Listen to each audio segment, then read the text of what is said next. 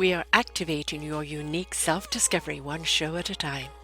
The Orchard of Wisdom Self-Discovery podcast are at your fingertips, just waiting to inspire and invite you in discovering just how awesome you really are and how to navigate through life in joy, enrichment, personal abundance, in mind, body, spirit, heart, and soul. All the people we bring you are here to serve you on your journey of life. Do enjoy our next show. Yeah. Good morning, good afternoon, and good evening, everybody. Welcome back to another edition of Their Story Matters right here on selfdiscoverymedia.com. I'm your host, Sarah Troy. My wonderful guest today is Natalie Zett. What happened in 1915 where 845 people lost their life, and how come we don't even know about it? She's written a book where the main character is not a person but a tragedy that few have heard of, the Eastland Disaster of 1915. But what happens when you innocently investigate your family's history and the supernatural intervenes? That happened without her seeking or wanting it. She filed that under the unintended consequences category, some things she learned from her book writing these adventures. When you awaken the dead, expect the unexpected. So the ship charter for the Western Electric's yearly company picnic capsized in Chicago River, killing 844. To this day, only a few have ever heard of the Eastland Disaster. And she'd like to help change that with her book, Flower in the River. It's all about the tragedy of the Eastland Disaster, the Chicago, and the benefits of exploring family history and the unexpected consequences that come along with it. So let's explore what we are going to explore today. Now, Natalie is a writer, actor, photographer, musician, and has worked as a freelance journalist for magazines and papers since her late teens. Her favorite writing job was working for an award-winning community newspaper in St. Paul, the Park Bulge. Natalie has also taught others how to write for community newspapers, the Loft Literary Center in Minneapolis, I can never say the word, and during the last few years, she's become a family historian. So, we let's face it, we have so many disasters, not everybody can keep up. I mean, just look at what we have right now. Mm-hmm. But at the same time, as you pointed out in one of your things there, the Titanic got all that attention. How come Mm-hmm. other disasters don't either? And was it just not covered at the time? Was there something else that overrode it? For 884 people to die in one disaster, that's quite significant. Mm-hmm. Mm-hmm. It is. I don't think there's a single reason. I mean, there's a lot of reasons, but I think would have to say the Titanic had some noteworthy people, right? And it Mm-hmm. was a B, as we say, BFD. With the Eastland, it was factory workers, Mm-hmm. families like mine. All my grandparents came from, let's just say, Eastern Europe. The countries do not exist. And we were not the movers and shakers, the wealthy, and Right. they were either Eastern Europeans or Southern Italians or whatever. Immigrants, children of immigrants, maybe possibly grandchildren of immigrants, and most of them, unfortunately, my aunt who was killed was not a Western Electric worker, so that's the irony of the whole thing. But I'll get back to that. Um, it was the population, and again, back then, there was the social welfare structure that's in America did not exist. Yeah. So these people just had to figure out how are we going to survive Mm. this awful stuff. So I think a lot of it too is we put our 21st century mentality on these people, and they didn't understand mental health the way we Yeah. understand mental health. They didn't understand trauma. They figured we'll just get through it or drink through it or whatever we need to Mm. do. And that's what a lot of my family did. So Mm. I think that's one of the reasons. The other thing, too, is that the Titanic happened, what, 3 years before? Mm-hmm. And so that was still sucking up a lot of energy and attention. World War I was about to get Right. going. So Mm. we had a lot of tragedies going on in downtown Chicago at that point. It was always fraught with this extreme beauty and extreme, debauchery. I can't Mm. describe it any other way. And so there's all this stuff that went on in Chicago as well. So I don't think there's a single reason that it got lost, but I think that what's happened is that it seems like it's taken several generations for people to pay attention. It's like, wait a minute. And when those of us who come from the working class background, the immigrants' grandchildren in my Mm-hmm. case, it's like, wait a minute, I will stand up for you. Your life was worthy. Yeah. And in this country, it's funny because I lived in the UK for a while, and my people that I ran into would say, "At least your country doesn't have this the kind of class system." I said, "You want to bet? Yeah, we do. It's just that it's not spelled out in the way." Yeah. So I think there's a lot of that. And without having, it's hard not to have a chip on your shoulder sometimes. It's like, well, wait a minute here. But by the same token, I had to kind of bang the pot loudly. The Mm. other thing that happened though in this situation, the book is about my great aunt mostly, and she was killed when she was barely 20 years old. She shouldn't have been on that ship. My grandmother was pregnant. She worked for Western Electric. She gave her younger sister the tickets. You go, you and your girlfriend have a good time. Mm. And so when that happened, it was just like it changed the trajectory of our family. Yeah, I can imagine the guilt, but also being Mhm. pregnant if she had died as well. Imagine the repercussions of that. So, Oh, we you wouldn't know, be so here. yeah. So, how did you find out? I mean, what took you on this journey? Was it kind of doing your ancestry and finding out about your great aunt, or, what was it that led you to even, discovering this? Well, I shouldn't have discovered it because I didn't like anything having to do with family history. Uh, when I was growing up, and I lived in inner city Cleveland. We went to inner city school, and most of the kids were just most of us were either black or again Mm, immigrants children, and so we had to do a project at one point to trace our families back to the Mayflower. This was not a Mayflower demographic here. So I went home and I said to my mother, Mom, I gotta go back to the Mayflower and do our family history. I was like fifth grade or whatever. And she said, "We're not Mayflower people." And it was like, oh my God. It was like the zombie apocalypse. We're not the Mayflower people. So that dampened that dampened any interest I might have had, since we're not Mayflower people. And again, the Eastlands, they were not Mayflower people either, the mm, Eastland folks.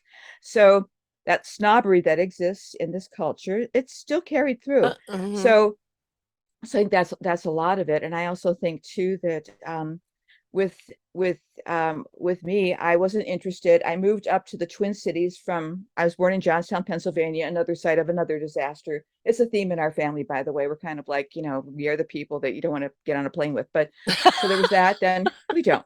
And then we lived in Cleveland, another place where the river caught on fire, got away from that. But I wanted to get away from my family because for lots of reasons, Mm, Sarah, but they were just basically self-actualization. I could mhm. not be myself around them. They were disproving of sort of my eccentricities and some of the stuff I was doing. And I thought, I cannot be around you and be who I'm supposed to be in this Right. lifetime. I hear you. Even though I would not have been, I wasn't that sophisticated, but I thought I got to get away from you. Y'all are crazy. And so I didn't want to be around them. So I thought I'm going to move to a place, the Twin Cities. I went to graduate school here because I was not related to anyone. I didn't know anyone. I wanted to start fresh. Yes. That's going to come up again Yeah. in the as a joke on me. So several years later, I was close to my family. We kind of made amends. We were getting on really well. My dad died in Hmm. 1996. And so when that happened, as I think when you go through the death of a parent or a close one, you get blown up. Hmm. And so internally, I was guilty. What could I have done differently? But I could, it was just all this stuff and grief. Hmm. And so about a year after that, I'm still in a grieving process. My mother's sister in Chicago, who was a reporter in the 1930s, I thought she was dead. We weren't that close to that family. She heard that I was a published writer by that point, and she said, "Oh, I'm going to send you." And she was very religious. She said, "The Lord put a burden on my heart that I should send you this family history. You should have this." I thought, okay. And I think had it been any other time, I would have thrown that thing in the drawer. But because I was so directionless, Mm. so scared, so open, I started reading this thing. And it's about my mother's family. And the Eastland was included. That the woman who was killed was my great aunt Martha Pfeiffer. So I started reading about this shipping disaster where 844 people are killed in Chicago. I thought, I grew up on Chicago history, the St. Valentine's Day massacre, the Yes. fire, all this stuff, the Iroquois theater fire. I knew Chicago really well, even though Cleveland, is like about 5 hours away to the east of Chicago. But I love Chicago. I thought, oh, Chicago, yeah. And I thought, why didn't I not know about this? I thought my aunt got it wrong. So we started talking, and I said, "Are you sure about this?" She said, "Yes." And in 1996, 1997, you could find nothing. The internet is not what it is now. Right. There was nothing. So I had to go to the library, one of the St. Paul libraries, and found a book from 1973 and said, oh, by the way, this thing happened. I thought, it was really hard to start putting together. Hmm. And then, here's where the things started to switch for me. Well, they started to switch several times. I thought, I'm a writer. I have a guaranteed publisher, newspaper I was working for. I'm going to write about this, even though I couldn't find anything. So my aunt in Chicago started sending me photos of this great aunt who was killed on the Eastland. And I thought, wow, she's really pretty. And it started to humanize. It wasn't Hmm. about the ship. Yeah. This little person who was part of my blood was wiped out. Hmm. And I thought, whoa. Then when I kept reading this 38-page document, I saw that my great great grandmother and her children immigrated to Fall Creek, Wisconsin, which is about an hour and a half from where I had moved. And so I moved up here because it felt like home. Right. But so that was one of the things that stopped me in my tracks. So the supernatural stuff definitely comes in. Yeah. But I thought, why of all the places I was going to go back to the UK, I Hmm. was going to go to a cool place like New York or San Francisco. I wanted to come here. Hmm. I thought, what did I do? So so I started to, I think what happens in a situation like that, you start to re-examine your belief system, Hmm. which turned out to be a bit faulty. Um, and I was quite a bit wrong. And then when I was researching, trying to get an article ready, I really did. I was a published writer. I knew how to write articles. I didn't know how to write this family history where there was so little about it. What was I supposed to do? I didn't know where to look. I didn't know a thing about family history. And so I struggled. I found enough information. I got enough stories from my mother's sister, getting the article together, and it still wasn't coming together. And one of my close friends said, you need to drive down to Chicago, at least see her grave. Yes. So you'll know. And I thought, I'm scared to drive to Chicago. I have no sense of direction. Back then, GPSs weren't there. I was really frightened, but I thought, okay, I'm going to go. And it's about an 8-hour drive. So I thought I'll break the trip up. It was a Labor Day weekend like Hmm. this weekend many years ago. And so I broke up the trip by staying in a hotel in Wisconsin. That night in the hotel, it was as if I was not alone in that hotel. And I thought, uh-oh. And by that, again, I should say, preface this by saying, from my father's side, the other side, the Romani, the Eastern European side, the Hmm. extreme magic people doing Hmm. all sorts of talking to the dead stuff. I grew up with that. Yeah, I But I did too. wanted nothing to do with that. I thought, oh, gee, really? I love them, but I thought, I'm kooky as it is. I don't need to be embracing that stuff. So I knew it was real, but I thought it's not going to come my way. So when this was happening, I thought, uh-oh, I knew what it was. And I thought, for once, you are not going to censor yourself. For once, Right. you are not going to gaslight yourself. Yeah. We're going to write down what's happening. And I was scared out of my mind, but I was not alone in that hotel room. That's all I can say. And then as the night progressed, there were noises, and I wasn't afraid for my Hmm. life like you would be with a person, but I was afraid that everything was going to get changed. Which it And was meant to so be. it was, yeah, and it was like the veil opened up, and I was already open. So the next day when I drove to Chicago, I kept thinking, well, okay, I got to find the cemetery. I found the cemetery after, going a few wrong directions. But once I got to the cemetery, I thought, I don't know where this grave is. So I parked the car. It's Labor Day weekend. So in the States, it's like everything's shut down, but I was able to get in. And I thought, now what do I do? I thought, what am I? And I started to feel a lot of self-recrimination, felt like, what the hell are you doing here? You crazy? And I was running up and down the aisles. I found some man who was digging graves, and he said, I don't know where, I don't really know the cemetery. The office is closed. So as I was running up and down, crying, feeling insane, I went back to my car and I tripped. I didn't fall, but I tripped and I was like pushed in a direction. And I thought, oh. And I went back to my car because that's the direction I was being pushed. I had parked right in front of the headstones for my great aunt, her baby sister, and my great grandparents. And I didn't see it the first time. And I don't know why. Yeah, And you can't see the trees for looking, right? didn't see the tree, but something else was going on there. And I really don't know. But I remember just again collapsing as the grief from my father, the weirdness of all this. And I thought, my life is all of a sudden becoming unrecognizable. And I just sat down there and just kind of had one of those, you close your eyes and I could actually see this living room with all these people Hmm. from that time period, and I thought, wow, either my imagination is really taking over or something's You're happening. channeling. Hmm. Well, yeah, and I would not have even used that vernacular. I would have, I at that point I had nothing to hang this on. I thought, Hmm. this seems to be happening. So let's just write it down. So I sat there crying, think there's dead people everywhere. And so that's really where things started to switch for me. Making that physical journey, getting out of my life, getting out of my comfort zone. Yes. And I started to give my life force over to the past. Hmm. But the past was present. Which would And I thought, propel you forward to your future, the right future. well, in a way, Hmm. and it was not an easy journey, but Hmm. that's where it began. I know I've been yakking a while, but I just wanted to set the stage for you because I was innocently just going to write an article and try to bring attention to this. Because I do have, Sarah, I do have a history prior to this, rather, can't talk today, is I write about justice issues, and I've tried to write things, write it to write it. In other words, I WRITE to RIGHT Hmm. certain things. I like I have that. a thing, and I've done that before. So I thought I wanted to make this right to give attention to 844 souls, including this one who disappeared.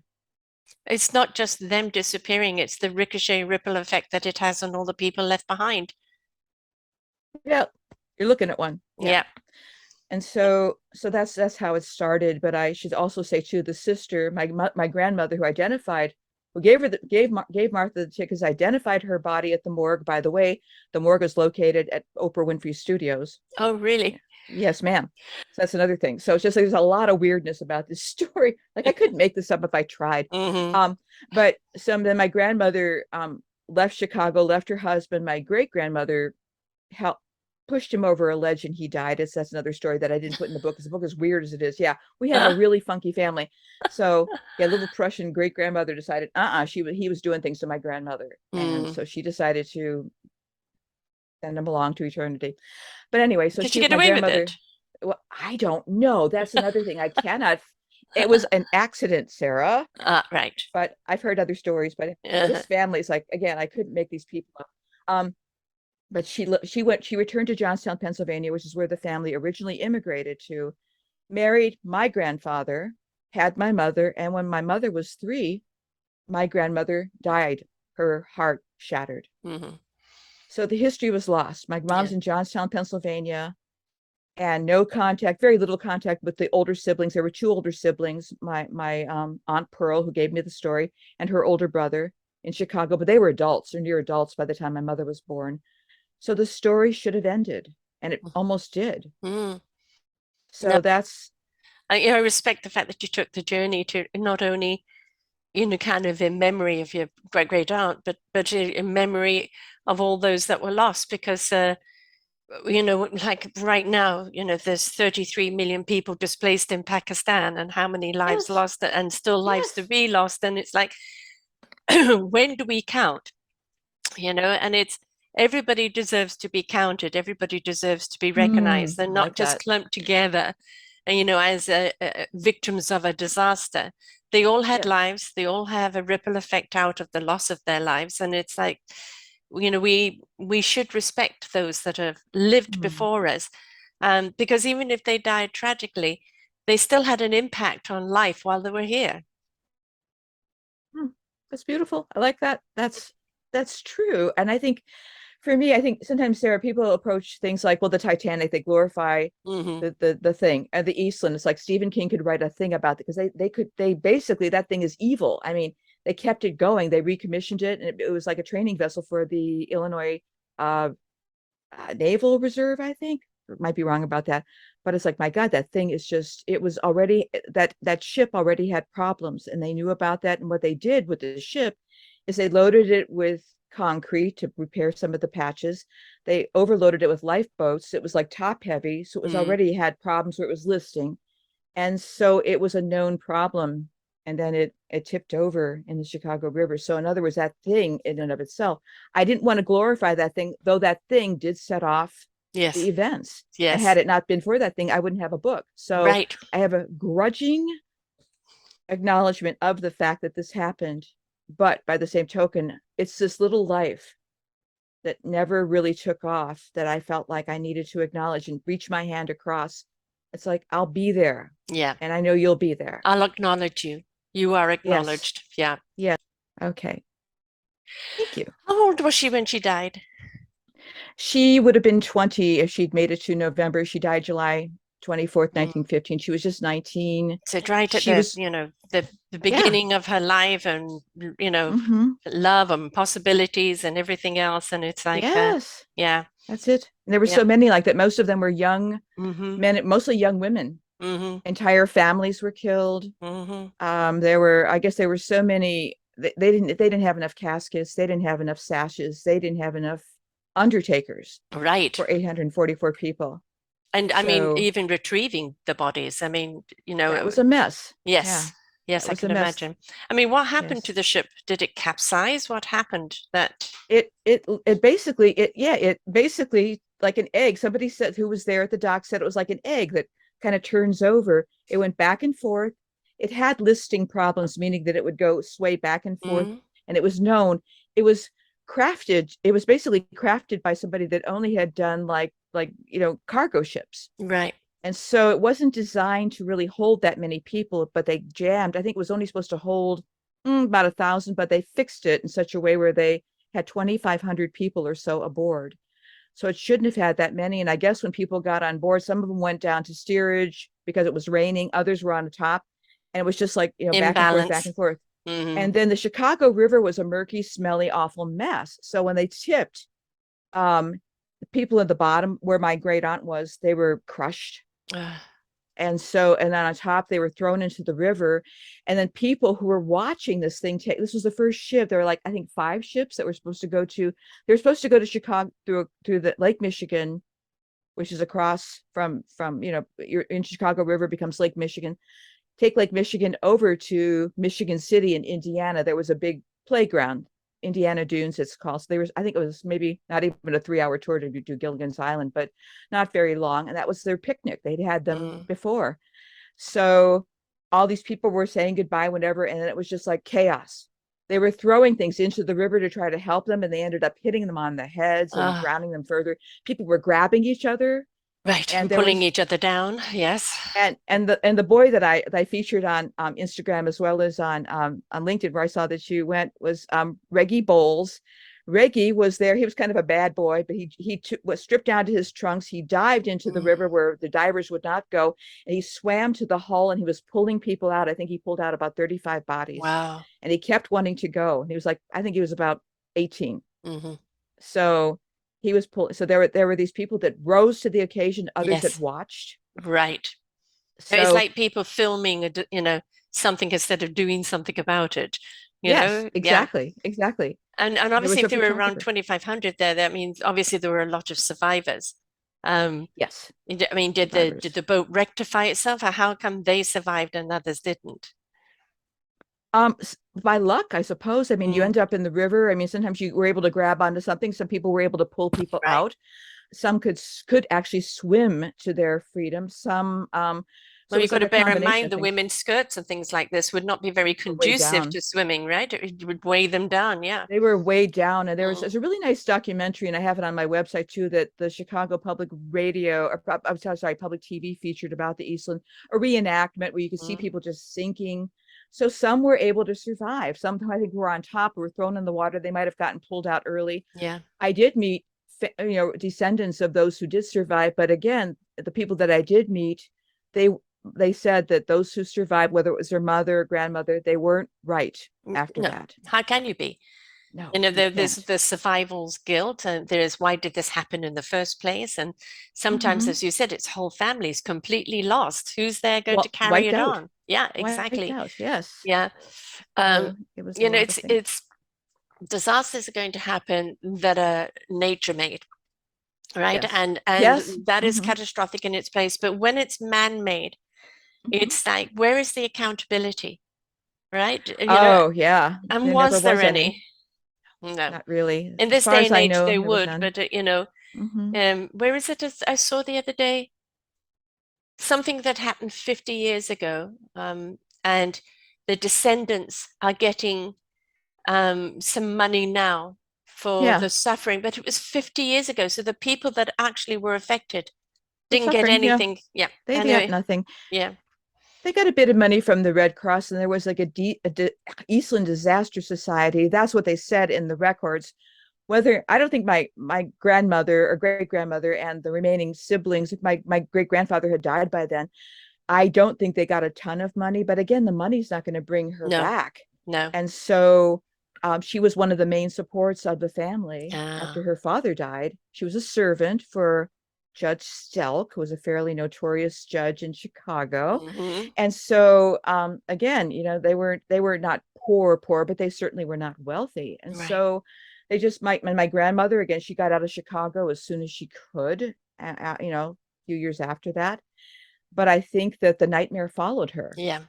Well, yeah, you can't And run from it. You have to deal with it. no, And she would have had the guilt, you she know. did have the guilt. Yes, Yeah, the I over mean, why guilt. wasn't that me? And then, but the sister would have said, if this had happened to you, how could have I carried on knowing you were carrying a baby? It, So well, that's yeah, it. Yeah, yeah. it's just So yeah, it's there's a always the mess. argument back and forth. But for the person who feels guilty, it's very hard for them to deal with that guilt, and they Mhm. do have to deal with it. Otherwise, it will haunt them forever. Well, yes, it certainly did. And then my mother, she didn't know what had happened, but again, she grew up motherless. Yeah. And she grew up in a house that, even though they did have money, they were not, I would say, the nicest people. And so there was that, but my mother was just kind of like, well, you can't, the other thing is she just died. My mom just died this earlier this year. And the biggest gift that I was able to do with this book, the only reason I did this book, I didn't think anybody would be interested in it, but I thought I've got to give my mother back her history. Yeah. And that was the only motivator, even though we were somewhat not estranged, but we were definitely, we had our differences. But I thought, this is the bridge. Hmm. This is your life. And now the older I got, the more I understood what she was missing. And it's like, I'm so sorry. Here's your past. Yeah. And she said, and she couldn't really express it, Right. Sarah. Her heart, she said, I never knew this. I Mm. never knew this. And before she died, she said, I hope you get that damn book published. I hope I get to hold it before I croak. We had this gallows sense of humor. She was in hospice at that point. So I got the damn book to her 2 weeks before she passed away. Ah, that's I good. didn't even finish the edits. I just, yeah, you need, and I thought nobody's going to really be interested in it. I was wrong about that. Mm. I'm not sure why, honestly, why it would appeal, because it's very specific. It's a specific lens that I used Mm. about the family. But I think you bring your story to this Yes. story. Yes, that's the Perhaps that's the relatability, reason. right? And it's Yes. the impact that it has on, mirroring one's own life. But I Mhm. also think is that, we've got like the show Who Do You Think You Are, where Yeah. Oh, they yeah. where they go, Hmm. which I love watching. And of course, there's Hmm. ancestry.com, which we've done in our family. Oh, And my yeah. uncle, before he died, on my mother's side, went back to when they started keeping records in 500, and they found out that Wow. their particular family name was already well established. And you can see the continuity of the people, mostly either academics or writers or something like that. And you can see how the Yeah. thread of Yeah. it's carried Yeah. on in the family. And there is something Wow. about it, like knowing your history. It shows you, because we have the ancestral DNA. We have our experience DNA, we have past life DNA, cosmic DNA, all of that DNA running in front Ah, of us. I love it. But that I love DNA it. from our history is the building blocks of who we are. And from those building Hmm. blocks and the experience we have, it shows us how we respond to experiences. And I remember there was one actor, the guy who did Shazam, I can't remember his name, um, and he was looking at his mother's side of the family, and every single one of the men were rogues, and Hmm. mistreated the women, and we were not honorable at all. And Hmm. then when it Hmm. went to his father's side of the family, he was incredibly honorable. His wife was accused of being a witch during the Salem, Oh, things cool. like that. Oh, all And right. he got Yeah. 70 people to risk their lives and sign that she's not a witch, she's a good Christian. Oh, And he fought for her and she my. survived. But he was, and then they started something in protection of people after that. And he's redeemed, redeemed, like there is some Oh. decency in the family. But we do see patterns, don't we, from one generation to, and it doesn't matter where they go. We're from Britain, but Mm-hmm. we all moved to South Africa, and then Mm-hmm. I moved to Canada, and I lived in the States for a while. And, we've all moved around and had different experiences where we are. And my sister's a half sister brother as a whole, and we look at the, the history dynamics, and you can see it being repeated. And Ah, sometimes we yes. have to look at it and go, this time that cycle has to be broken. This pattern cannot continue on. But when you're Mm-hmm. aware of it, because you're aware of that history, you can Mm-hmm. understand, okay, we've been on a loop. It's time to change that loop and not repeat that pattern. So I think it helps a great deal to know, our history and where we come from, and Oh, yeah. understand all of that. What's interesting about what you're saying, I mean, I'm just kind of go, yeah, yeah, yeah. Years before, when I was in graduate school, I had a job at the Children's Home Society in St. Paul. And at that point, they had opened the records up enough where you couldn't give identifying information, but a birth parent could ask about their child. A Mm-hmm. child could ask about their birth parent. So I take the stories, put them together. Every flaming time, the child's life would repeat one or both the parents' life Yeah. without them ever meeting. And it was Yes. so, I mean, at that point, it was like one of those things where it was like, pay attention to this, it's going to come up again. Yeah. And so when I saw this happen, I thought, to your point, it's like the loop. It's like, oh my Mm. God. And even my moving up to the Twin Cities, because it seemed so familiar, I thought, it's not as I thought, I am the master of my fate, the captain of my soul. By gum, I'm going to do this. It's just like, I'm part of you.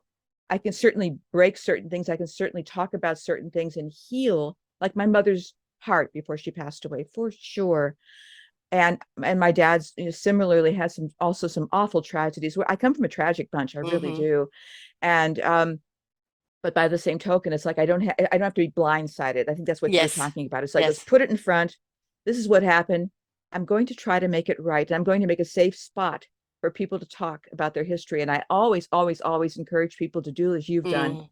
Go into your history, and you're going to find some stuff. I always say genealogy should come with a warning label, because Yes. you're going to see some stuff. I mean, I Yes. certainly have. It's like, whoa, I I don't know. want to know you people, but they're there, right? Yeah. They're there. They're My there. brother's in hospital right now, having just had a heart attack, and he's waiting for Oh, I'm stents so to go sorry. in.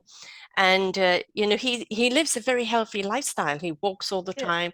He drinks a glass of wine with water in it now and again. But he's a vegan because he had a heart Oh attack boy. some years ago and immediately became a vegan. And it's like, why? And it really turns out that it's hereditary. Our father died that way when I was very young. Oh. My mother had a heart murmur, so it's hereditary that is in there. So some Mm-hmm. of the things Mm-hmm. sometimes, I'm aware that cancer and heart disease run through my family. I got something Mm. else, and I can say, no, you can keep that. I had something else that I've had all my life. Thank you very much. I don't need anything more. Uh-huh. But Exactly. I am the odd one in the family anyway. But the thing is, it's not to be afraid of it. To know that that is a weakness in the DNA Mm-hmm. means that Mm-hmm. you can be preventative of things, being aware of what's wrong. And people go, oh, cancer in the family, that means I'm going to get it. No, that means you have the gene inside of you.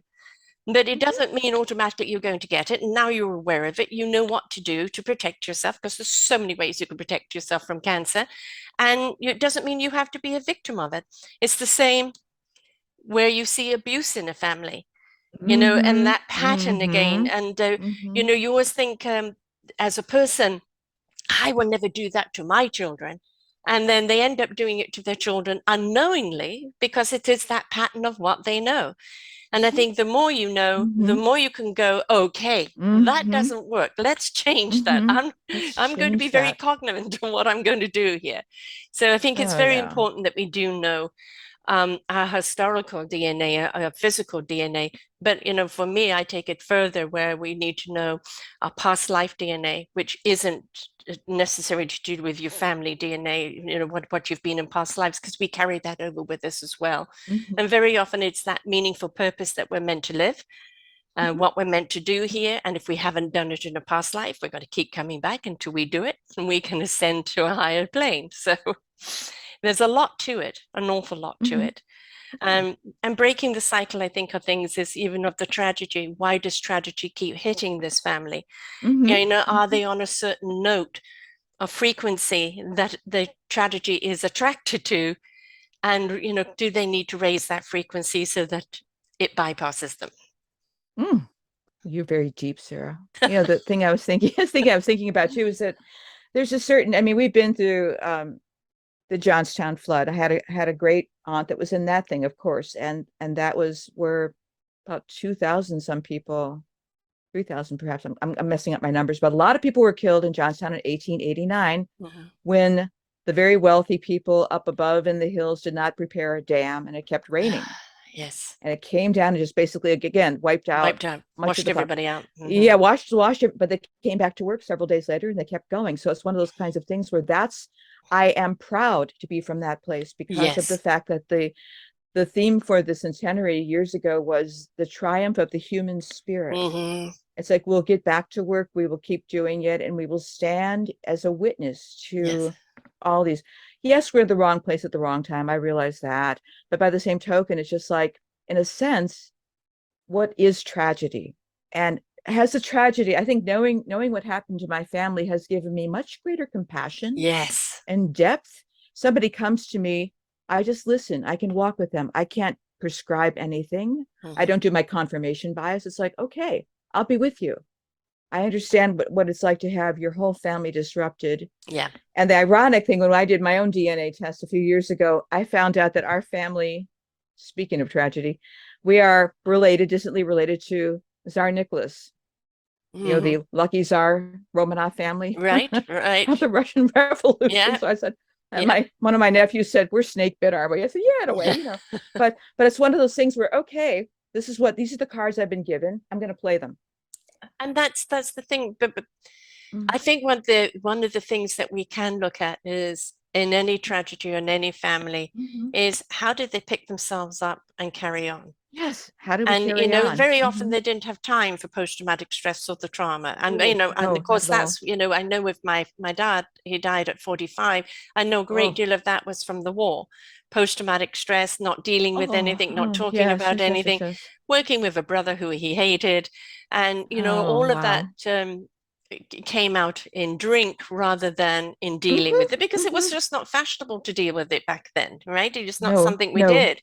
And when you look at wars, the how many people die after, from various things Yes. rather than dying at the Hmm. battlefield, they die because of the battlefield. Brilliant.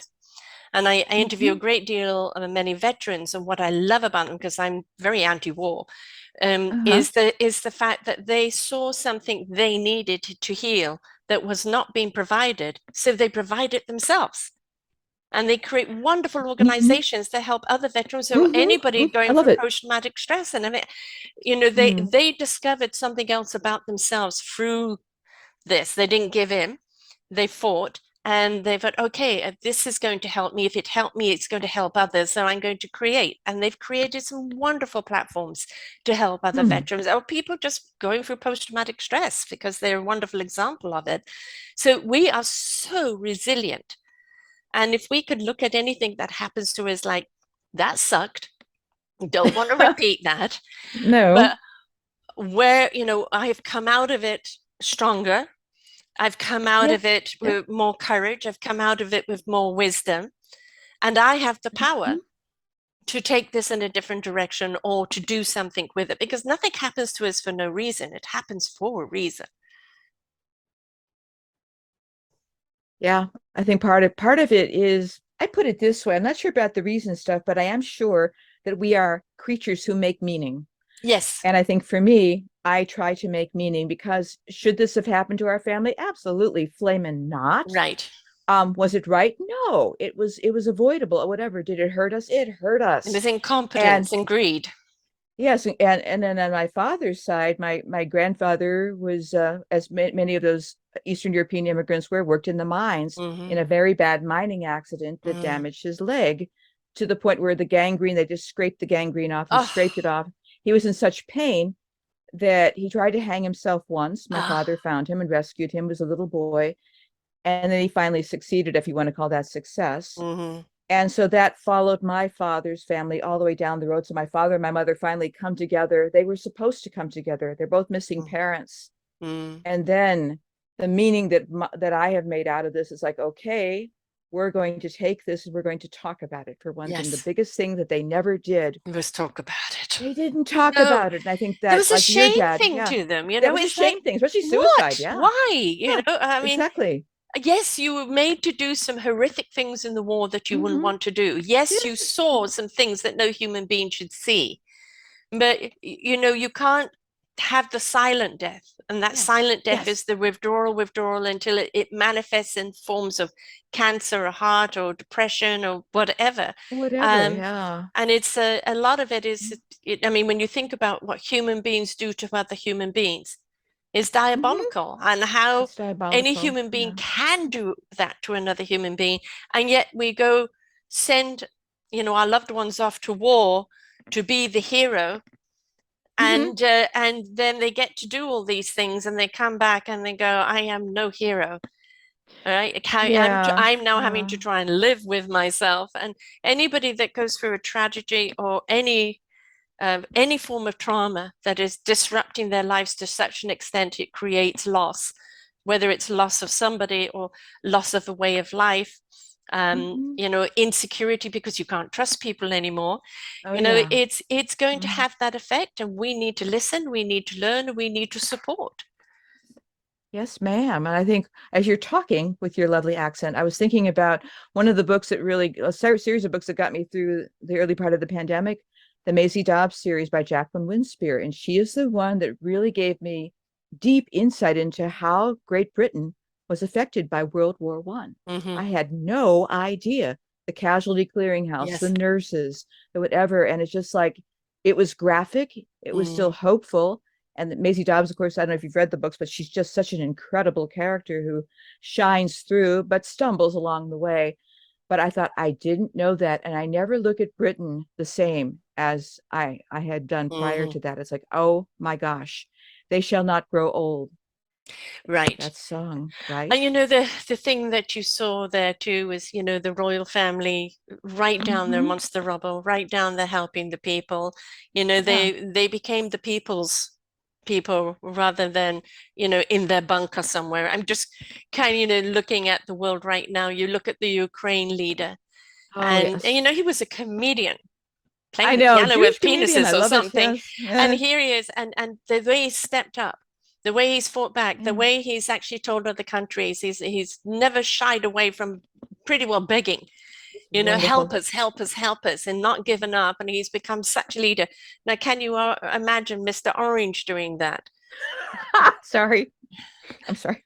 Because Mr. I Orange. couldn't. Don't He'd get me be in a started. bunker hiding somewhere, right? Oh yeah, it's isn't I mean, it's funny. I've got a lot of family in Ukraine, and it's interesting to hear from them. But before the war, I knew something was coming before all this Mm, happened. As I was doing my book, I hired a Ukrainian Kiev-based design agency of these young kids. I said, please take this image. I want it to look like Art Nouveau Chicago mm, 1900s. Here's, can you do it? It was like they channeled something, and that mm. cover, it's like, God, the cover is better than the book. It's like, my God, but it is. And so I just looked at that, and it's like, oh my gosh, they were able to tap into, in the midst of this hell. And Yes. they're doing an update for me as I'm doing the audiobook and the podcast around it. But it's one of those things where they and my family who are still there, who are still alive, some of them, one of them didn't make it. Oh, um it's because of where I'm from, it's never that far from me. It's right. never, I mean, I know what Yeah. they went through. I mean, especially that lot. But one of those things where it's just like I tapped into it before it happened. I Mm, thought, this is the design firm that I have to have. yeah. I just have to. So, and they're showing their resilience and strength and Yes. creativity. Yes. I can't be Yes. that creative. I mean, but those kids are, and it's like, wow, But creativity even in the war, because then there was a bunch of amateur droners, and they Mhm, weaponized those drones, and they called them to arms, so to speak, and they mhm. took out many a tank and Oh saved yes. many a city. And it's like, Mhm. it's rather like the war that I knew that my parents were in or grew up around. Yeah. Was everybody had to pull their weight, everybody had to step Yes. up in some way or the other, and they were proud to do Hmm. so. And Yes, you're seeing yes, that evidence there. It's not a yes. coward's war. No, They've it isn't. where the other side is playing a coward's war. Why are you bombing a maternity home and a school? What threat are I they? That's don't just a know. coward's war. And it will go down in history of that. In fact, actually, I did an interview um, of what was it called? The Devil and the Dancer, and it's about Hmm. Fontaine and a lot of the ballet dancers from Russia, and Oh, wow. how they stood up against the regime of that time, and how many of them quote quote died of unexpected things, poisoning, right? And You're good they've at that. done their Yeah. history and the thing of that, and the reveal of Russia, as it's all, Hmm. the favorite weapon is poison, and anybody Yes. up against them, they're just annihilated, which is a coward's way of doing it, but that has Hmm. shown that, and Hmm. it's Hmm. um yeah, this war is not, it's Putin thought he was going to leave a name for himself as being revered and feared. No, everybody just looks at you as a coward, a narcissistic coward, and have no respect for you whatsoever in any shape or form. So let that go Thank with you in your you. history. Mhm. Yeah. Thank Right. you very much for saying that because it's interesting. Even before all this happened, growing up in Cleveland, where I did a huge. I mean, we're my family on my dad's side are Carpatho Rus, and they are what they call stateless people. They're not associated with any country, but they are just their own religion, their own language, whatever. But they got deported, some of them in Ukraine, which is why I have so many relatives there, descendants of that family.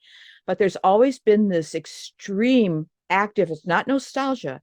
The teachers that I had from Ukraine in high school, very much current, aware of what could happen, and very much engaged in the modern response Mm. to don't let this happen. That's been the way Yeah. with the Ukrainian people all the way through. And there's always a very spirited, even before all this, I'd go to the festivals. We have a nice Ukrainian center in Minneapolis here. And it was just like rousing, incredible dance, music, the Hmm. music. I mean, Yeah. beautiful. And so, but that also is the spirit of the people. Yes. And there's something about the music that's so ancient, so powerful. So um proud to be part of that as well. Mm. But you're right. I think all these things, when we tell the stories, whether it's current, all the losses or whatever, and we tell a particular story, the spirit of the story is the thing that comes forth, and everybody takes that story to their heart. They interpret Yes. it the way they want to. Hopefully they're strengthened, hopefully they're empowered. I hope. Well, when you have something like, like a story, of the Mhm. people lost in Chicago, Yeah. it makes people open up and go, well, how many other lives have just been brushed under the rug? A Yes, lot. we, A lot. we look at 9/11 and all the lives that were Oh, lost yes. there, and we're still Yes. mourning them, we're still telling the stories, we're still honoring them. Mm-hmm. And it's like, Yep. I know it was catastrophic and horrible what happened to everybody there and never should have happened, but Yep. never should have happened of somebody who's Any grieved of to them. put it, yeah. So, Any of them, really. any life anywhere that has been tragically or irresponsibly taken, Yes. is a life that we should honor. It's I know that I live with a wonderful 89-year-old who's as spunky as anything, and she had a twin sister who died when she was Hmm. about 6, and then she went into polio when she was with Oh, polio for four okay. years. Her mother went into grieving the daughter that died, and they cut out every photograph, every name of her, everything. And for me, that is dishonoring her life. Right. I know that the mother was sick and you could put things aside while she's grieving, and she didn't grieve properly. That's the reason why she went into that sickness. You can't brush it under the rug. You can't say she never existed so that it could cover up your pain. That's just going to make things more painful. And for her sister, she's got nothing to show except for maybe one or two tiny little pictures when she was young of her sister. Oh. And then a brother came some 12 years later, and he doesn't even know that he ever had a sister, Mm-hmm. Mm-hmm. and all that his current sister had polio because things weren't talked about. And it's like, I don't Yes. understand. I don't understand it, because it doesn't Mm-hmm. help. It doesn't serve anyone. It dishonors the people that we've lost. And at the same time, I feel that it's not serving the people that are left behind. Yes, and I think you're so right about that. But again, I would go back to the fact that that's what they did. It was just the way that Hmm. they did, and they caught that way of doing from each other. Yes. And I also think too, putting it in current time, who's ever listening to this, if you start to go back into your own background, it can be an incredibly horrifying things in some way, some of the stuff you'll find. But also, once you look at that scary thing, it's like Yeah. it's not that scary anymore. No. It's like, okay, Unknown is so and so's scary. Unknown is Yes, scary, right? unknown, and then When you yeah, have the knowledge, mhm, it's mhm. not so scary because you Yeah, now know, oh, I'm empowered to do something about it. But yes, what are you empowered exactly. to do over something you don't know, right? You're right, and it just kind of got gobsmacks you sideways. Yeah. You move to some place you're not sure why. Now I know why. Yes. You do whatever, you're attracted to something. Yep. Why? Now I know why. So I think that there's power in that. It's like taking the forces and putting it in front of you Yeah. instead of having it smack you upside the head. Cosmic And two I by think four, that I call that. exact. Oh yeah, believe me, that's how most of my life went. It's like, well, I'm Yeah. going to do this, but I think there's a way where you can also too. You don't have to take as much responsibility for your Yeah. life when you don't really know. I mean, talking about myself right now, it's just like, well, if I put it out of my mind, it won't affect me. It sure did, Hmm. and I'd rather have it in the front of my mind. But I would just Yes. say too, I think people, all of us can do something to look at to where we came from, the shoulders we stand on. Hello, and The book and answer. whoever that is, hello. I think if we realize who we come from, you can find the best and the worst. Yes. I got a guy doing time in Attica for murder, but I also have yeah, I know, but sometimes they're the more interesting ones, even though it wasn't very nice what he did. But I also have Martha, who was killed. I also have a woman who basically in the United States is the founder of psychiatric nursing. She created the discipline. So it's just like those type lift me Yeah. up. It's like, okay, Yes. maybe you can do better. So I think those are the kinds of gifts that you get too by doing the exploration. But again, it's not for the faint-hearted. It really No, isn't. no, no. Well, like, we Excuse in me. my father's side of the family, I don't know if you ever heard of Guy Fawkes, but he tried to burn Yes, down. of Right, course. I well, live in he's a Britain. Yeah. Mhm. relative, and he was burnt at Oh, the you stake guys, there. Brits are so cool. We don't have that kind of stuff here. And there was a famous artist, Leech, and so my father's middle name was Oh Leech, which my he gosh. absolutely hated. And Oh my God. I That's really said, cool. and then on my Guy mother's Fawkes Day. side, it's Mhm. Standerly, so she was relative of that. And it's I love the historical things. And we did when my daughter became pregnant, we did the Mhm. ancestry because we wanted Oh to know, yeah. what hodgepodge the little one was going to Yes. be. And my ex-husband, their father is Chinese. And so it was really interesting Oh, to how see, cool. and her husband is more Scottish, Canadian, and it was really interesting to see the levels of things. And like there was 1% Korean in there, so it's Oh yeah. and so Oh it's always yeah. interesting. We're like, where the hell did that come from? Somebody But took a walk. That's all, somebody took a walk exactly, and history fascinates me because it is very much the template of how we walk forward. Mhm. And Mhm. we don't just step in, wake up today, and I'm going to go and do life totally differently. And I'm a blank slate. I do Mhm. encourage people at some point in their life, through their own self-discovery, to be that blank slate, and be that blank canvas, and be the paintbrush of your own life. But it's Mhm. always going to Ah. come from what's happened to you, how it's molded you to become. And some people live a life of real nervousness and bitterness and anger, and they stay Mhm. there. And other people, it's like, well, that sucks, but okay, Move let's on. move Yeah. on. I've just written Yes. my Yes. memoir, and it's was kind of Ooh. strange to write. It's Wow. not 100% finished yet, and it's like, should I subtract? Should I add? It's Yeah, yeah. an observation of my life, and it's written in article form. And but it's strange, kind of looking back at your life. So I know what you mean. It's I had different type of Cool. disasters happening, which was more to do with illness or Mhm. people dying too young, that type of thing. But it's you look at it and you go, okay, yeah, okay. I understand that those things that happened to me at that time weren't happening to me, they were happening for me. And for Hmm. me to Okay. discover who I am, where's my strength, where's my resilience, where are my ability, Ah. where's my Uh-huh. courage? Where's your And it was for courage? me to discover that so that I could change the cycle, and I wouldn't be where I am today in the state of being that I am had I not been if had I not taken the journey to become. And I think a lot of the things that tap us on the shoulders or remind us of our past is one of those things, nudge, nudge, wink, wink, go that way. Hmm. Or the cosmic two That's before beautiful. back. Well, I know I have a headache at this point, Sarah, from all that, but I think something my dad used to always say, and my dad was not one for saying a whole lot of advice or anything like that, but he used to say, it's in the blood, it's in the blood, Yes. it's in the blood. And I thought, Dad, what are you talking about? And parents is like, please. I thought, he's right. Yeah. that blood is the thing, it's the river that flows through us. That Yes. blood is the thing that pushes us forward. It's like, discover what's in the blood. And it can be such an adventure. And also, too, the other thing, too, is it requires from us, I think, an amount of not doing the spiritual bypassing things and explaining things Right. away. It's like struggle. When I Yes. teach classes, it's like it should be hard. It's not Yeah. easy. It And, should be, it you should know, be and difficult. I like the fact you use the word struggle. You know, there's this huge emphasis on suffering. We don't have to suffer. You No, know, struggle. the suffering can be a choice because that's Mm-hmm. our reaction to something. But Mm-hmm. struggling just makes something so much more meaningful when Yes. you achieve it. Yes.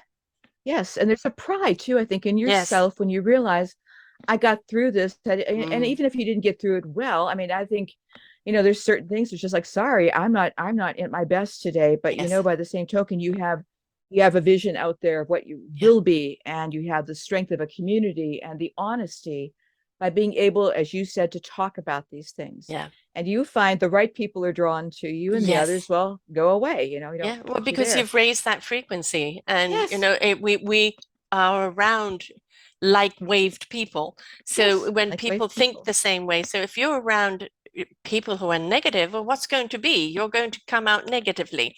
So, you know, Mm-hmm. and I always say this with people, what I call in recovery, in discovery. It is make sure you Mm-hmm. put yourself around positive people of any realm because they're going to help uplift you and change that frequency into your possibilities. You Mm-hmm. can't do it if you're still around the negativity. They will suck the life out of you every time. Yeah, it can be just I think the hopelessness, that's what I see when people just constantly go, because I don't think like the toxic positivity doesn't help either, because it's like, this happened, it's bad, okay? Mm, But you have to have that place where you can take those wounds too, yes. and be able to actually not feel like you have to smile through death, because it's like, hey, I'm not the Grim Reaper here. And really, Yeah. it's just like, and it's like, I welcome that. I think the thing is just like, yes, please bring that, like the Statue of Liberty, bring me your poor, your Yes. oppressed. That's what we used to stand for. And I think Mm, it is in our spirit, regardless of how it might have gotten lost through things orange or otherwise. right. It's within us. So we have a DNA too of where all of our immigrant ancestors landed this place. And some of mine landed in Canada as well.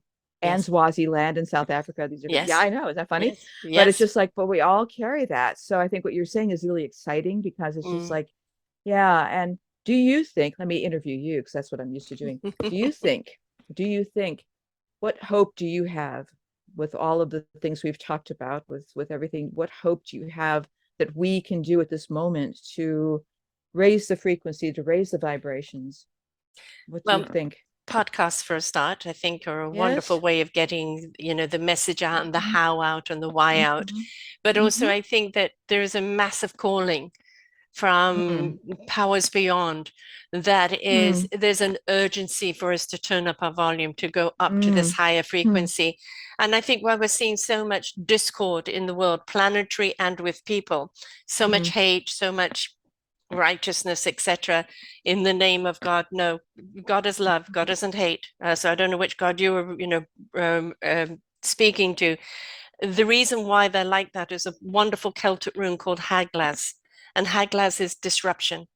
And we're in disruption. Ooh. And the universe gave me a saying about 5 years ago: the universe is going to shake us up, to wake us up, for us to step up, change it up, and grow up. Grow up Ooh. vibrationally, but also grow up as a human race. And Ooh. Yeah. the scales are tipping right now, where people individually are waking up. And I say it's like they're discovering their beautiful instrument, they're learning how to play it, and now they're seeking the orchestra to play it in harmony. And that orchestra is only as strong as the individuals that are willing to be harmonious together. We're seeing that tilt happening. It's not going to be on your media. It's not going to be on TV or anything like that, because Mm-hmm. they fear sells and they like the sensation of what's going on. They like to stir it up. But Mm-hmm. we know on the other side of the things, it is calming things down where the power is. It is coming at one with your core and allowing the knowingness to come through you that resonates with your heart and truth, that allows your spirit into action. And your mind will know what it needs to know when it needs to know it. So it's allowance and trust in a certain vibration of love that you know that will carry you through. You want peace? Be peace. You want to be loved? Be love. You want to contribute, you mean something in life, contribute with your instrument.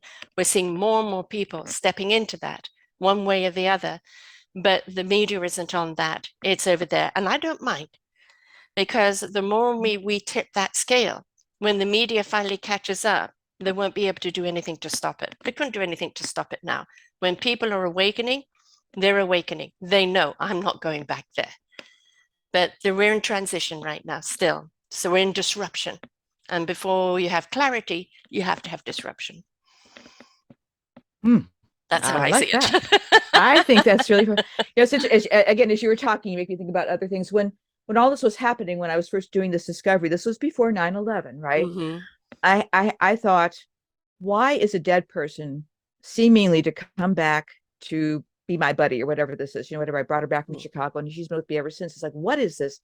And I stepped back and I thought, this isn't just for my entertainment. I thought something is going on. Even back then, I sensed something. So when the something happened, I wasn't completely surprised. I thought, okay, so it was almost like an army of the dead came forth. And I thought, you're not just something that belongs in the past, right, in a notebook. Yeah. You're here. And how I need help. I can't do this. How can I engage with you? And I still ask that question. Yeah. And I hope everyone is asking that question, because we are not alone. No. You don't have to believe in God to believe in the ancestors. No. It's just one of those kinds of things. So the sacred ancestors, the ones who love us. But I did know something, because it was a little bit too, it was too neat and too, it was almost too peaceful. I thought something is going to break forth, but I could have never imagined what happened. And then I thought, oh my God, the country's in Eastland. Yes. That's what I said. And so, but then again, I feel like we were equipped. I was equipped to face it, as opposed to deny it and write it off.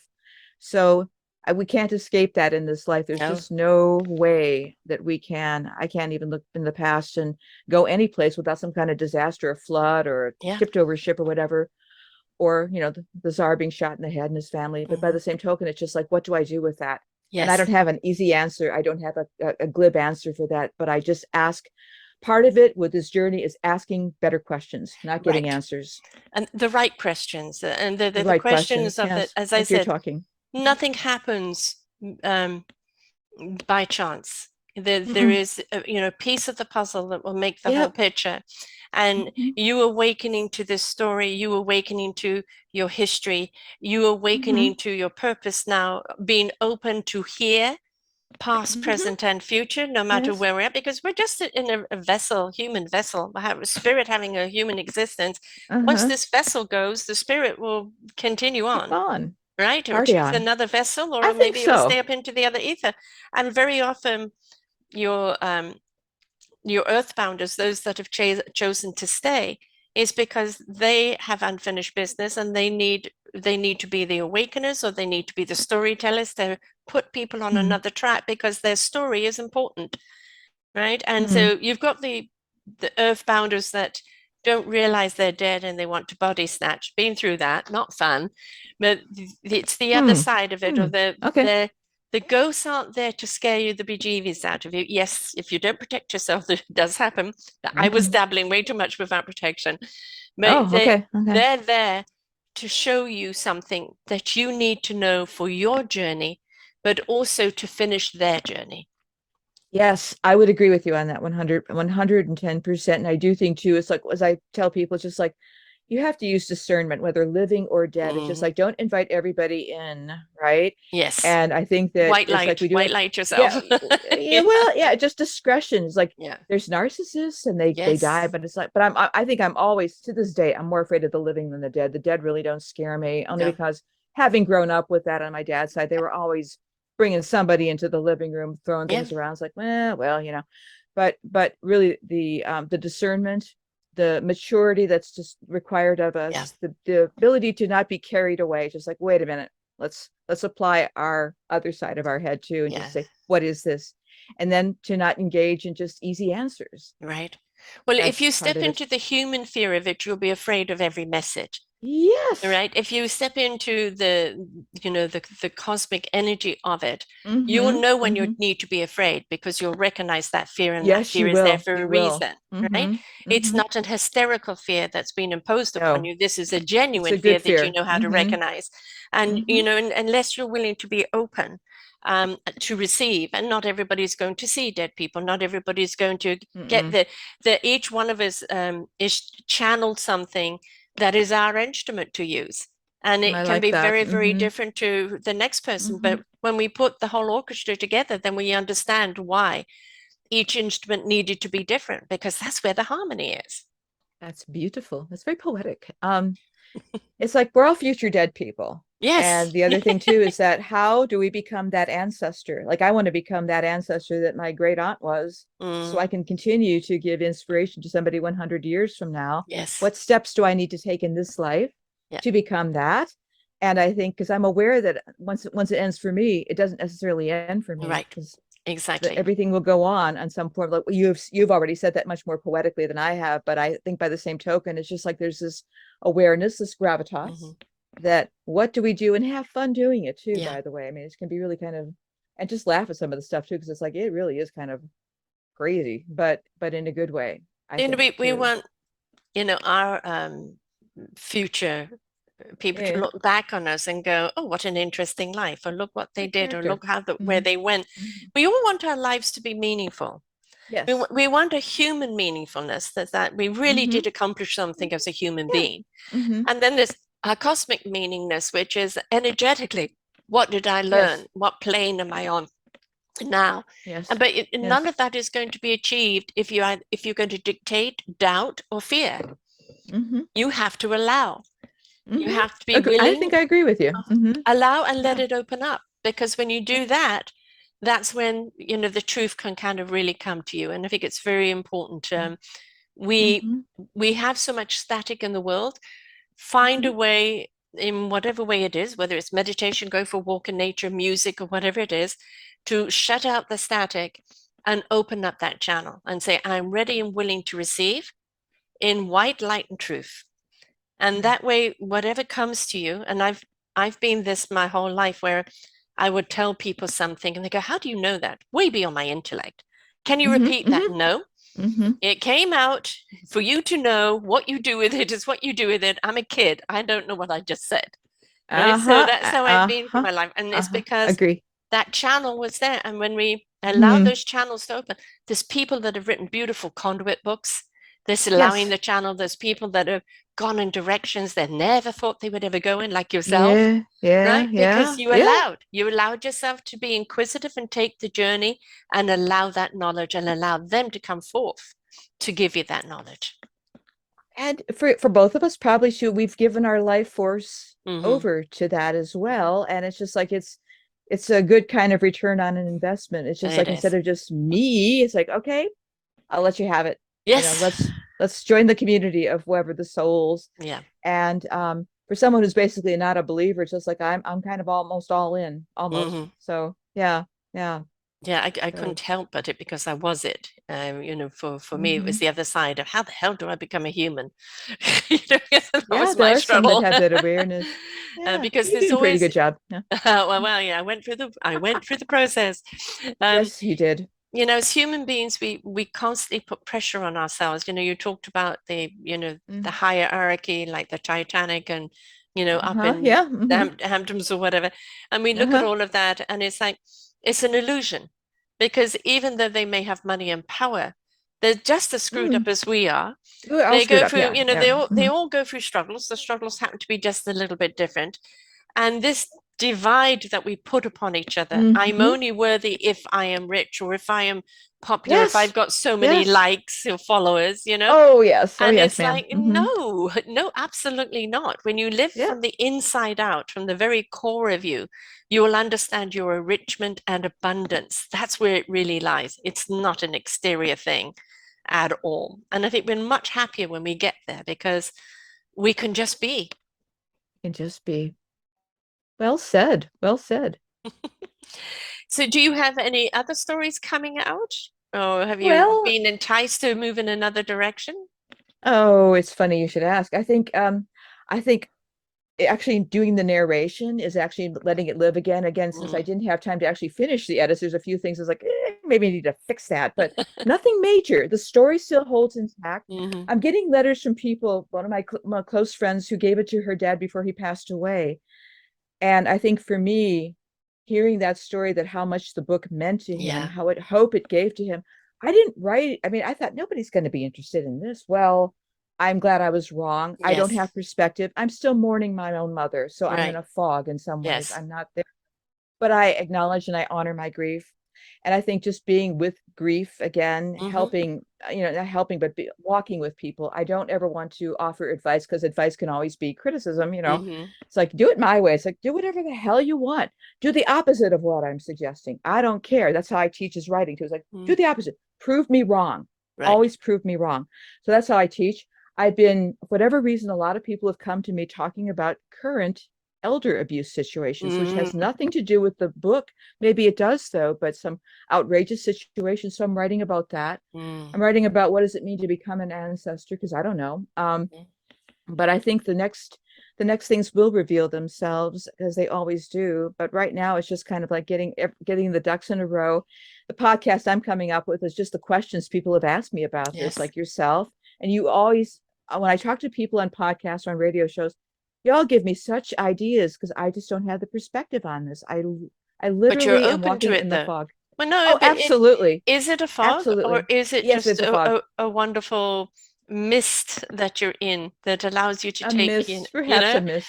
Yeah, yes. I was thinking of London fog. Sorry, I was romanticizing England again, but it is a fog. It is like walking along. Okay, walking along Emily Bronte's path in Hmm. Haworth. That Right. kind of fog where you see things, Hmm. but you don't really see things. And so that's what it's like. But instead of fighting the fog, it's like Yes. I'm going to learn to walk in you. I must honor the path of my mother, and until that's done, I will walk in that fog. I'm not really quite with what's happening with the book. I'm having to trust people where Hmm. I normally don't trust, like you, to give me a bit of a mirror and be vulnerable, Hmm. because I don't really know. I don't have answers. I don't know what happens after life after. How the hell will I know? I Yeah. don't know, but I'd have to say I would just take a hint that maybe they just go on. Okay, maybe Right. some people do go on and they want to connect with you. So I think that that's a lot of it. So I'm hoping to come back to some state of, I don't know, balance at some point. If I ever meet it again, I'll let you know. But by the same token, you can still walk in the fog. You can Yeah. still move forward. You can still walk across the moors and don't step on a minefield. So I Right. think that's how I see it. And I'm okay with that. I Yeah. really am, because You it never will know who you're going reveal to meet in itself. the fog. Exactly. Right. Emily Bronte. So there you Yes. go. Yes, So exactly. yeah, yes, ma'am. I think, you've stepped into allowing. With allowing is that you'll know what you need to know when you need to know it. Kind And, of, and yeah. until then, don't fret it.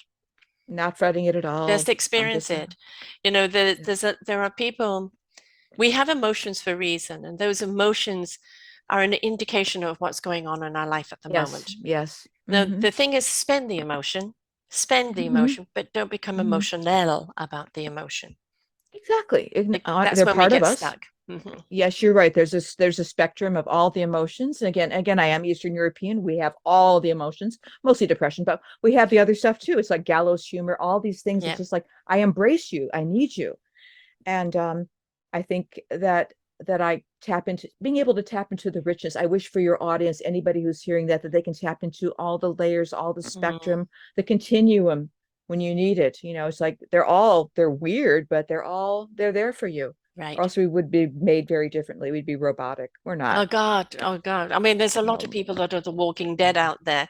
They're just simply Yes. not living. They're robotically going through life. And it's just like, Mm-hmm. wake up, Yeah. wake up. Wake There's up, so you much to damn live fool. for. Yeah, exactly. Exactly. So I wish that for all of Yeah. everybody who's listening to us. I hope that they find that and explore and make mistakes. I always say make Yes. huge, wonderful mistakes, They are because there's a beautiful beauty in lessons. it. They They're are beautiful beautiful lessons. lessons. They are. Yes. Yeah. And Take a without risk. them, how can we move forward? It's not Right. the biggest failure in my books is when people choose to give up and not get back up. You're right. You're so For right. me, it is just oops, I shouldn't have Hmm. done that. Now let's try something different.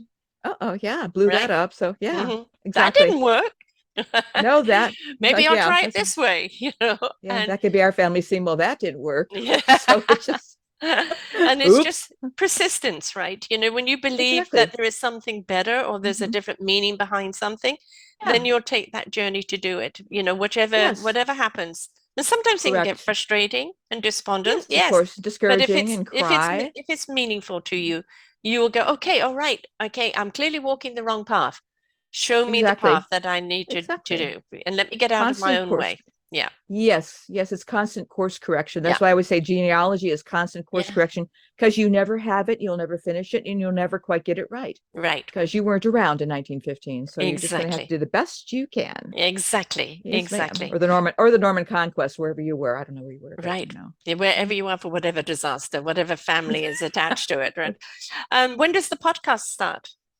I'm not really sure. As soon as I get my new microphone, and I will let you know. Yeah, I'm just really starting that now. I'm finishing the audio and I'm learning how to do it as I do it. I've worked with sound engineers, real ones, but I'm doing the whole thing myself. So it's kind of like YouTube video. Oh I yeah, help you. I there's, help you. I, well yeah, there's so many, yeah, there's so many restrictions as you may know for ACX and for the Audible stuff that's very different than doing a podcast where you have to hit certain levels. And because I come from a scientific background, I can do that. But it's just I think I'm almost there. So it's Mhm. just probably soon and very soon because I think people are hot to get this information. And for me, my great aunt who passed away, does want to be there for people. Right. She's gone around the world. She never left Chicago, but now she's gone around the world. I think she always wanted that. So Yeah. we'll keep her going, right? Yes. Still Yes, got ma'am. something to say, something to She's got get to plenty to share. say. She's Yeah. 19 forever. So she'll be there Nice. she'll be yakking forever. Yeah. Yeah. How do people get hold of the book and how do people get hold of you? Well, unfortunately, I have a very long website name, but it's www.flowerintheriverruntogether.com, the name of the book. It's on Amazon and all the other, I published wide, so it's all over the place, Barnes and Noble. Every place you can find a book is on there is ebook, a hardcover, soft cover. Um, and hopefully the audio will come out by the end of this year, I hope, if I pass inspection. So I'm hoping for that. But for me, I'm on all the socials. I mean, mostly, I mean, Facebook is my family stuff, but everything else, LinkedIn, Instagram, And Twitter, what all that name are stuff. you on I'm under my name, Natalie Zett. So it's Natalie. So I had to do that the British way. So it's that's my last name. But yeah, I'm all over the place. So yes, you can find me. And I've heard from people whose families were involved in the Eastland, either as rescuers or victims too. So that's kind of cool. That's So great. anybody? Yeah, it is. Yeah, no, It's like it the is coolest because people. it's respect. They're respecting that you're Yeah, honoring those that are gone by telling their sure story, have. and Exactly. but it's also a reminder that um, greed and stupidity can cost lives. Yes, Think ma'am. things through um, and just respect the life. And I would love to actually I know you posted that about the young man, and I would love you to Mm-hmm. send that because I want to put Greggy. it in your show posting Oh, because sure, sure. there are so many of those beautiful heroes in the world, and we need to acknowledge them too. He risked his life without thinking about He it, sure saved did. 35 lives, and what a difference he made in not Mm-hmm. 35 lives, but 35 families. But yeah, Right. 35 bodies is what he Yeah. did. I Yeah. think he pulled up all those bodies. He went down there and got the dead. Right. He got the dead, which was incredible. Yeah. So the Incredible. respect, a lot of respect. So yes, Yes. and I think there are people who do these wonderful, kind, unselfish acts Yes. because they're Yes. compelled to do so. They don't think, they just do, and I celebrate them in an enormous way because I really am really grateful for what they do. They make a difference in the lives of others, and that's really ultimately what we're here to do. I love it. Yes, ma'am. I agree with you. So again, the website is, I'm going to quickly go back to it, the flower. I haven't got my glasses on. www.flowerintheriver.com. See, it doesn't Yes. help. I can't see. I need That's braille. okay. That's okay. The name of the book, Flower in the River. Yes. Not flowers. Some people say flowers. It's just flower in the river. Right, One woman. Yeah. right. One flower in Yeah. the river. One And flower. this is going to open up, when you read the book or Mm-hmm. listen to the podcast, pay attention even to this one. What Mm-hmm. disasters have happened in your family? Because it Mm-hmm. had an effect on the Yes. direct relatives, whether it was 100 years ago, 200 years ago, Yes. it had a Yes. Yes. ricochet effect in how people lived afterwards. And if you're finding that, well, I might be a bit anxious or I'm prone to depression or this or that, Yes. maybe your Mm-hmm. past history will show you Mm-hmm. why. right? Yes, So exactly. yeah, so the Give you a more we know key. about our past, the more we actually can take ownership of our present, and the more that we can guide our future. So Agree, agree, and agree. There you go. thank you so much for sharing with us here Thank you, today. Sarah. Appreciate it. It's been wonderful. And to everyone out there, just please, we ask you to be present in your life. The gift of the present is in the now, because we ask you to come from a place of being present. But that doesn't mean you can't look to the past and learn from it, because it will help you set the right seeds and water and nurture them for the future. So please, your past makes you who you are, and knowing who you are can help you be what you want to be tomorrow. So until next time, folks, bye for now. We hope that you enjoyed the show. Find all of our shows on selfdiscoverymedia.com under podcasts or selfdiscoverymedia/shows. And for all our current shows, go to What's New. We are supported by you, the audience. You'll see a nice big shiny blue button for one-time donations, or follow us on Patreon and you will be able to support us there. We enjoy bringing you such wisdom. And the next show will be up in just a moment.